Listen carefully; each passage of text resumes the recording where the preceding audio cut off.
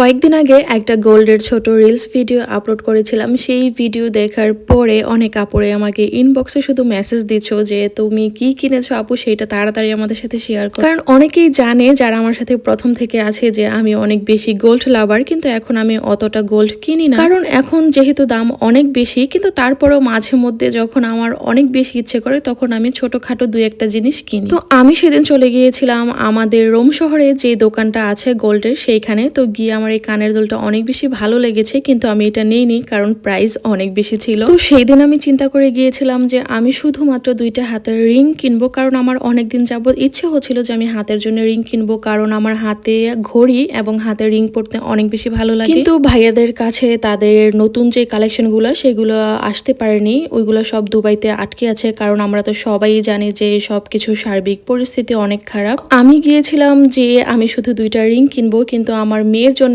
আমার এই চেনটা এত বেশি ভালো লেগেছে, সামনে থেকে দেখতে অনেক বেশি কিউট ছিল। আমি আমার মেয়েকে পরিয়ে দেখেছিলাম এবং এত বেশি সুন্দর লাগছিল তার গলায়, তাই আমি ওইটাও নিয়েছিলাম। চেনটা আমার কাছে খুবই ভালো লেগেছে, বিশেষ করে বাচ্চাদের জন্য তো একদম পারফেক্ট। আমার 10টা না 5টা না একটা মাত্র মেয়ে, তো আমার মেয়ের জন্য যেটা আগে পছন্দ হয়েছে আমি সেইটাই আগে নিয়েছি। এখানে ভাইয়া সবকিছু একদম বক্স করে মেমো করে দিয়ে দিয়েছিল। তো চেনটা কিন্তু অনেক সুন্দর হয়েছে বলো। আর আমি যেই দুইটার সাথে রিং নিয়েছিলাম এইটা হচ্ছে এই দুইটা রিং, আমি এখান থেকে এই দুইটা রিংয়ে নিয়েছিলাম। কিন্তু ভাই এই কয়েকটা জিনিসের দাম যে কত, টাকাগুলা দিতে তো একদম কলিজা জ্বলছিল। তো এই ছিল আমার গোল্ড শপিং। তো তোমাদের কাছে কেমন লাগলো অবশ্যই কিন্তু কমেন্ট করে জানাতে পারো।